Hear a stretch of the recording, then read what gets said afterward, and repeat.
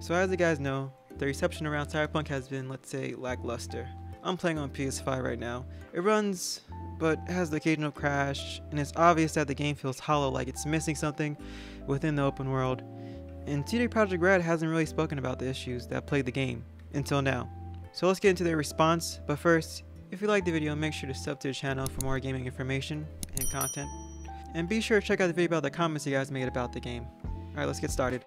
So the release statement from Twitter says, first of all, we would like to start by apologizing to you for not showing the game on base last-gen consoles before it premieres, and, in consequences, not allowing you to make more informed decisions about your purchase. We should have paid more attention to make it play better on PlayStation 4 and Xbox One. Yeah, from seeing all the videos that are being posted on YouTube and social media, you can see that game is running terribly on the last generation consoles. I feel like they should just release it on next gen consoles because the old ones can't handle it and just have it on PC.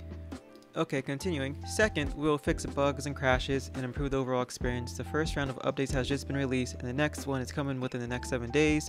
Expect more as well, updates frequently whenever new improvements are ready. After the holidays, we'll continue working. We'll release 2 large patches starting with patch number 1 in January. This will follow by patch number 2 in February. Together, these should fix the most prominent problems gamers are facing on last-gen consoles. We will be informing you about the contents of each patch ahead of their release. They won't make the game on last-gen look like it's running on high-end PCs or next-gen console, but will be closer to the experience that is now. So now, reading this part of the paragraph, it's making me think like, okay, so now they're putting stuff in place to improve the quality of the game. But are they going to fix issues like how the NPCs are pretty dumb, the AI is relatively very easy, and fix the police system, how the police just show up behind you and there's not really any like immersiveness with how the police operate in the game? I don't know, like for me, I think customization was like one of the biggest parts of the game and how they're promoting it, and there's really just a baseline to customization. Like I said, my best feeling to this game, describe it as hollow.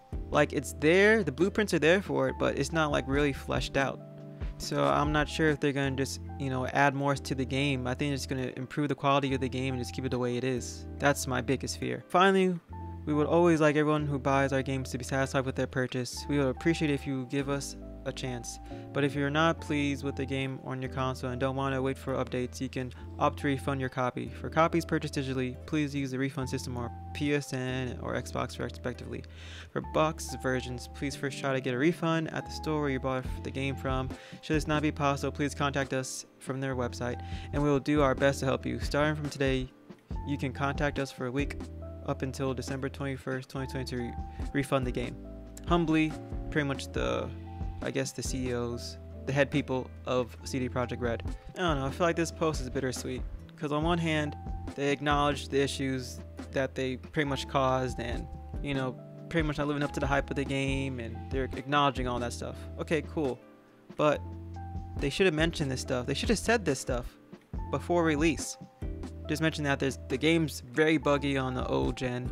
Maybe they could have delayed the game on Xbox One and PlayStation 4. But at the same time, people wanted the game out, the stockholders wanted the game out, and the public wanted the game out at this point because it's been delayed for so long. It's been development for, the process has been 8 years, but yes, the thing is, the development of the game, the actual production didn't really start to after The Witcher 3.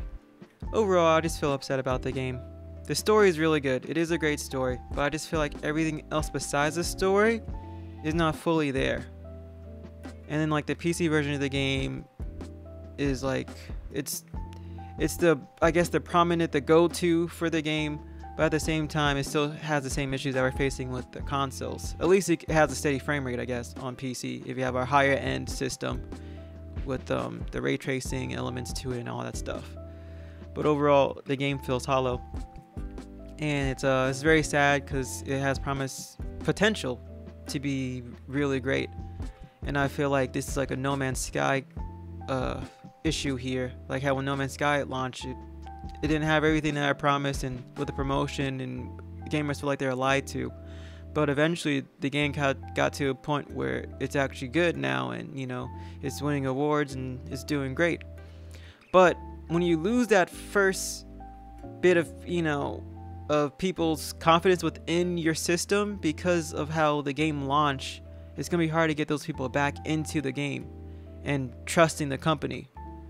We'll see. It could be like Assassin's Creed, or was it Origins, or I forgot which one it was. But when that game came out, the one that was set in France, that one was really bad. And then it took Ubisoft a long time to get the trust of the audience again for it. But we'll see what happens.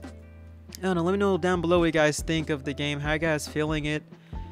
People are loving it, people are hating it. You know, we'll see how it turns out in the next couple of months. Just hopefully they learn from this. Yes, the final push of the game happened during a pandemic, so the optimization, I guess, part was not smooth at all for the game. And maybe fans have too much hype around the game, thinking it's going to change the world, when in fact it's just something to entertain you. And, you know, we made our own versions of Cyberpunk 2077. But in the end, they should have informed us about the Xbox One and PS4 version of the game and how it's not optimized at all. Optimizations in general, and let the fans know what's going on with the game. Don't be sneaky about it. That's the stuff I can't condone. Alright, it's been PoorMAnGAmes. Hope you guys enjoyed the video. All we can do now is just hope for the best with the game, with all patches coming out for it, and make it a better game in the end. Alright guys, happy holidays. I'll see you guys in the next one. Peace out.